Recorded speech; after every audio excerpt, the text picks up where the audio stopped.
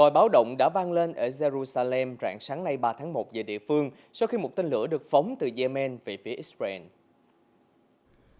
Truyền thông địa phương ghi nhận có tiếng nổ vang lên trong thành phố sau tiếng còi báo động vào khoảng 4 giờ 30 phút sáng.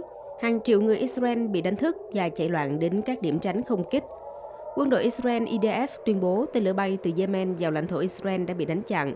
Hiện chưa có báo cáo về thương vong hoặc thiệt hại. Ngoài ra, lực lượng này nói phiến quân Houthi của Yemen đã phóng tên lửa và máy bay không người lái vào Israel gần như hàng ngày trong những tuần gần đây. Houthi đã cam kết sẽ tiếp tục tấn công Israel cho đến khi cuộc chiến ở Gaza kết thúc.